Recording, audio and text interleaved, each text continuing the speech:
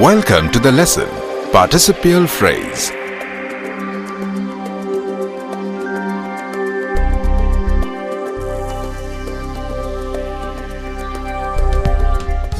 After completing this lesson, you will be able to define participial phrase, identify participial phrase. Harshit and Aisha are returning home from a birthday party. Harshit is lost in thought, while Aisha is very excited and happy. She notices Harshit and asks if he has any problem. Harshit tells her that he has to prepare a project based on phrases, but he is unable to understand the concept of participial phrase and wants help. Aisha tells him that she can help him understand the concept of participial phrase.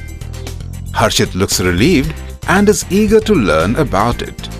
So, come on, let us learn participial phrase with Harshit and Aisha. A participle is a verbal that is used as an adjective and usually ends in ing or ed. Since participles function as adjectives, they modify nouns or pronoun. There are two types of participles, present participles and past participles. Present participles end in ing, whereas past participles end in ed, en, d, t or n. Example: asked, eaten, saved, dealt and seen. Now let us define participial phrases. A participial phrase consists of a present or past or perfect participle with objects and modifier. Sometimes only one among the objects and modifiers is present. Let us consider the following example. Taking long strides, she crossed the bridge. In this sentence, taking is the present participle and long strides is the object. So, taking long strides is the participial phrase modifying she. Worried by the delay, he rang up his parents. In this sentence, worried is the past participle and by the delay is the modifier. So, worried by the delay is the participial phrase modifying he. Having arrived in time, he booked tickets for everybody.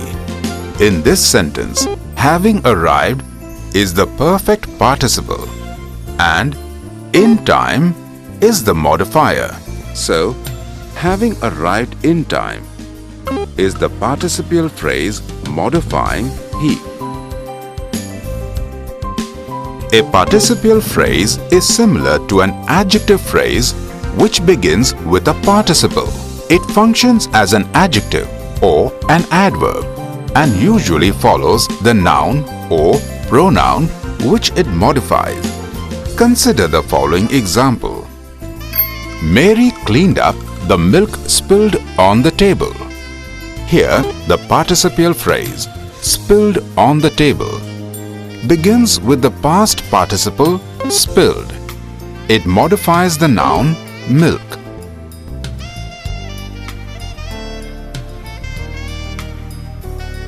A participial phrase must be placed as close to the noun it modifies as possible, and the noun must be clearly stated. A participial phrase can appear at different positions in a sentence. It can appear at the beginning, middle, or end of a sentence.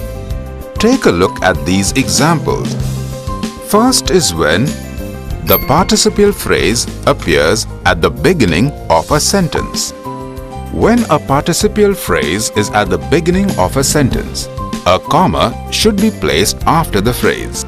For example, working late, Sita fell asleep at her desk. Here, working late is the participial phrase. Second is when the participial phrase appears at the middle of a sentence. If the participial phrase comes in the middle of a sentence, it should be preceded or succeeded with commas only if the information is not essential to complete the meaning of the sentence. For example, the house, struck by lightning, was never rebuilt. Here, struck by lightning is the participial phrase. But if the participial phrase is essential for completing the meaning of the sentence, no commas should be used. For example, the girl wearing a red hat is my cousin.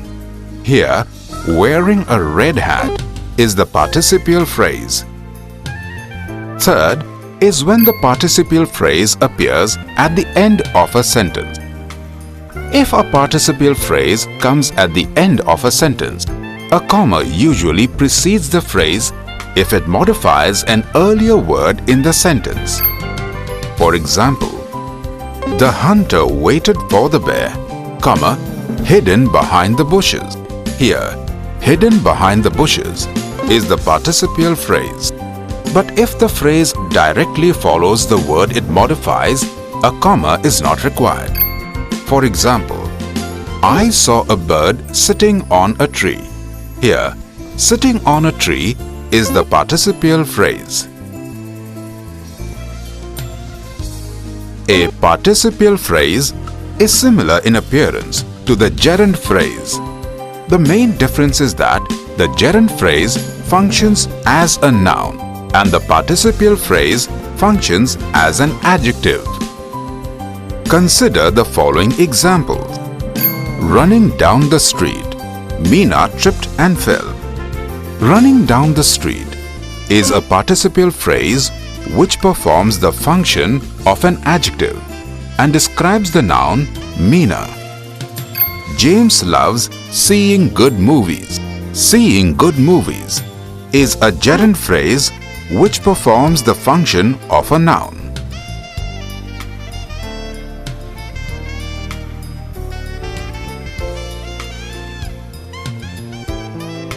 Here are some more examples of participial phrases.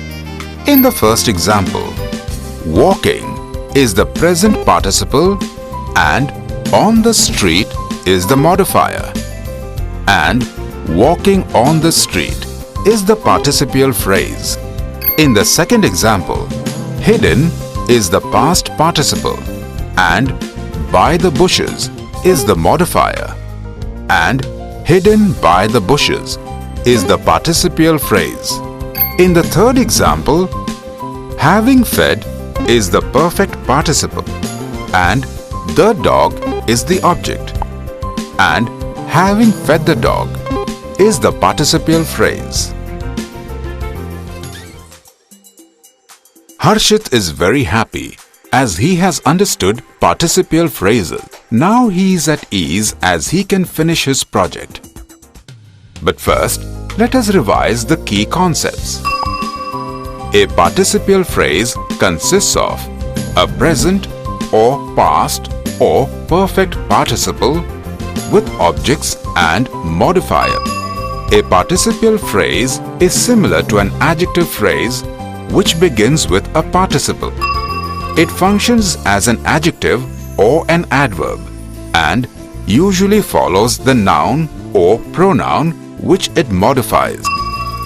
A participial phrase is similar in appearance to the gerund phrase. The main difference between them is that the gerund phrase functions as a noun and the participial phrase functions as an adjective.